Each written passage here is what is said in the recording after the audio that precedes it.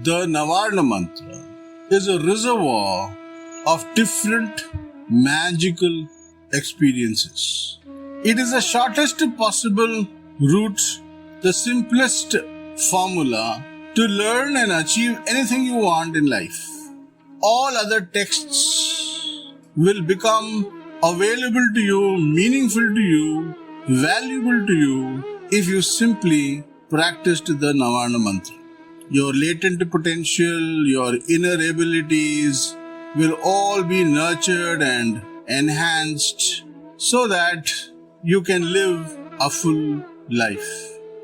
The power of the Navarna Mantra can be known by the extensiveness of texts, methods and procedures available in the Puran and the Tantras. Whoever chose to dive deep into the secrets of the Navarna Mantra saw things from his or her perspective, witnessed miracles, and has tried to narrate the same in language so that others could try and get there too. Now, because it is associated with Shaktiism and the Devi has 64 forms, and many of the forms can be categorized as demonic or aggressive. There is a lot of misconceptions that go around Shaktiism, because if you chose a deity, an aggressive one, slaying all the demons, obviously you are looking at the darker side of existence. Will fill a lot of people with fear, and hence, sadly, the Navarna Mantra for many people is associated with occult science or black magic. But honestly speaking, it is all blasphemy. None of it is true, unless you want to see it that way. So what is the Navarna Mantra? Navarna, 9 syllables that comprise the mantra, which goes like this: Om, Aim, Hreem, Kleem, Chamundayai Viche. Now, because I have added the Om, Pranava, this has now become a Dasakshari mantra, 10 syllables. In Vedic traditions, no mantra is used or practiced without the Pranava, without the Om. Particularly, a complete package like the Navarna Mantra would never be used without the Om, because the Om is a reminder of the Nirguna Parabrahma, the beginning and the end of it all, the one who cannot be known, the one who has no qualities and does not lack any quality. Om, from where everything occurs and to which everything returns. And after you have chanted the Om, the Navarna Mantra will start to make a completely different sense to the sadhak. It goes to say that after you have reminded yourself of the truth, the ultimate reality, everything else is a theater and you are a character in that play. The mantra, the Navarna Mantra, is a very simple one and one can learn very quickly after a few repetitions. Om, Aim, Hreem, Kleem, Chamundayai Viche. So what's the big deal? Then why are we going to invest 9 days in learning this? And I said each day you will learn one Bija Mantra. Isn't it a bit overkill? The mantra seems too simple to dedicate 9 days to learn it. Well, the truth is that Om is even a simpler mantra. And most people who have access to the internet today may have chanced upon Om. So the whole world knows Om. So what's the big deal? The big deal is knowing doesn't cut it. Unless you get into the depths of understanding, unless you wet yourself in the nectar of experience, you haven't learned anything at all. It's like a child saying, I have learned the alphabets. Why do I need to keep repeating it and practicing it? Each mantra of the Navarna Mantra is a depth worth diving into.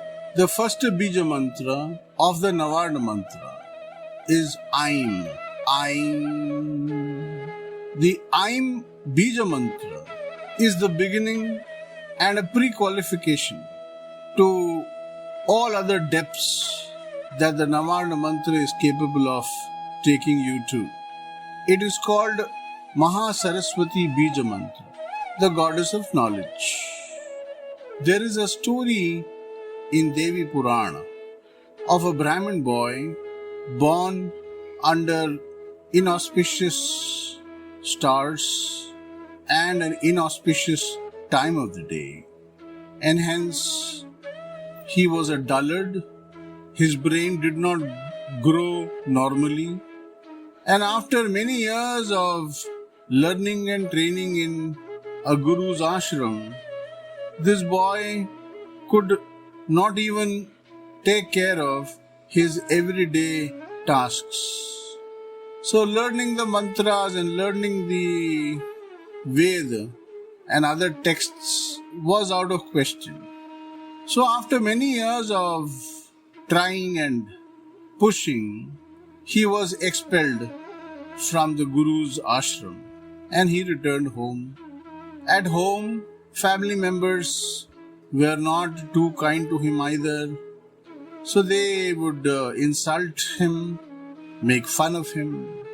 And one day he got fed up and he left home. Before leaving home, he took a vow that I may not be intelligent, I may not know anything at all, but I take a vow today that I shall speak the truth and nothing else hereafter. He left home, made a hut for himself next to a river and started to live there. And soon he was known in that entire area as Vrat Muni, the hermit who has taken the vow to speak the truth. And he lived there for many years with not much improvement. One day, a hunter entered the forest and hunted a wild boar down. His arrow hurt the wild boar but did not kill it. The wounded boar ran to save its life, and it ran towards Satyavrata Muni's ashram, and it hid behind the bushes inside the ashram. Now, while it was entering the ashram, the Muni saw this bleeding animal, and out of pity and aversion, he uttered the syllable I. He also saw where the boar had hid itself and he was already in a quandary. He knew that the hunter would come here and he knew that the hunter would ask, and out of compulsion, because of his vow, he will have to speak the truth, and that would be the end of the boar's life. And he was really struggling with himself as to what he could do under the circumstances. Helpless, he sat and closed his eyes. In a few minutes, he could hear the hunter, but he continued to close his eyes, pretending to be in meditation, and his thoughts went to the syllable he had uttered. He thought, for the first time in my life, I have uttered this. I don't know what it is, but it felt good. It felt different. And he started to mentally chant this syllable. I. Now, I is half the Bija Mantra called the Maha Saraswati Bija Mantra. Aim. Just half the mantra was enough. That in a few minutes, Satyavrata Muni, the born dullard, got transformed into a poet, into somebody with immense language prowess. Now in Vedic traditions, literacy, learning language, Akshar Gyan has been given a lot of significance because of its potential. So in a few minutes, Satyavrata Muni became someone with command over language, someone who could think like a poet. He opened his eyes. He saw the hunter who was standing there with folded arms, appealing to him to tell the truth, appealing to him to give up the place where the wild boar was hiding. The hunter said, "Sir, I have a family of 15 who are hungry and haven't had anything to eat for the past 3 days. I will kill this boar, take its meat home, and feed those hungry stomachs." Satyavrata Muni thought about it. He said, "What are you ranting about? What truth? Which truth are you asking about? The one who can see cannot speak, and the one who can speak cannot see. So what truth are you talking about? Which truth? The one who can't see is the mouth, but it can speak. And the one who can't speak but can see are the eyes. So without the interpreter, these two on their own, independently, are not capable of expressing the truth." And he sent the hunter off that day with poetic logic and saved the wild boar. Now, is this scientific? Well, if you look at an infant who has started to make weird sounds, experimenting with different syllables, trying to imitate the parents and other people around, you will find that I is a very, very common syllable that the child would be using. And in months and a few years, this mantra, I, would transform an animal into a human being. In Vedic science, knowledge of language, literacy, has been given this importance that it has the power to transform you from an animal to a human. Neurosciences would tell you that certain syllables, your ability to use your tongue and your larynx, your mouth to produce sounds, actually activate different lobes of the brain associated with different intelligences.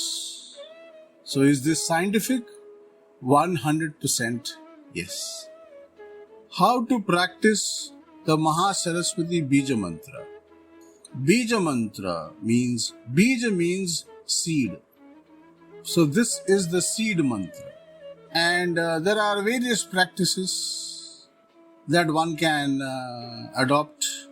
One is that for every breath you exhale, you take a deep breath,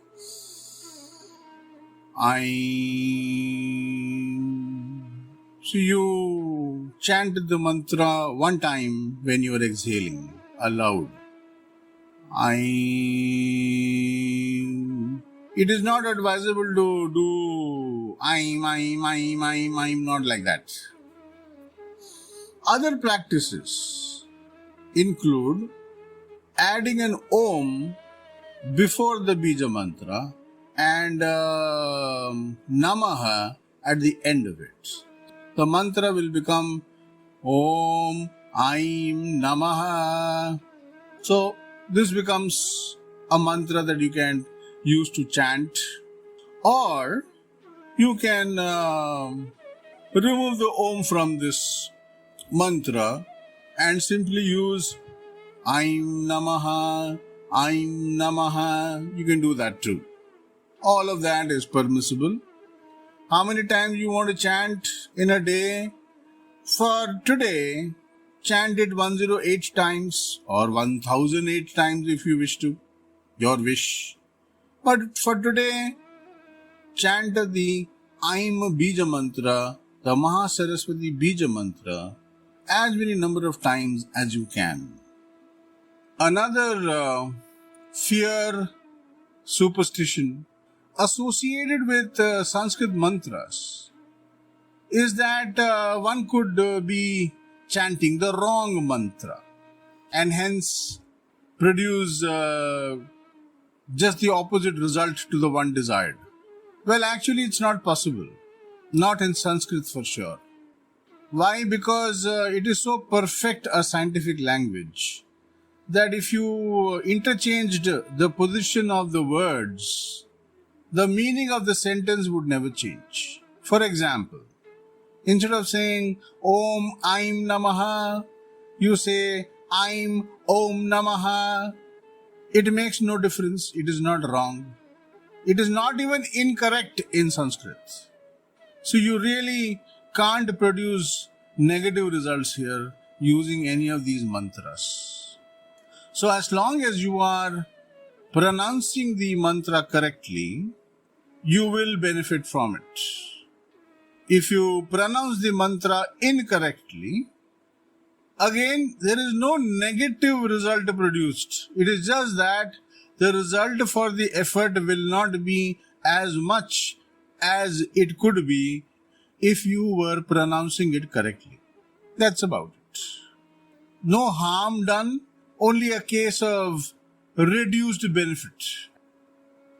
So use this day to start your journey of learning the Navarna Mantra with the Mahasaraswati Bija Mantra, and I will see you in the next session.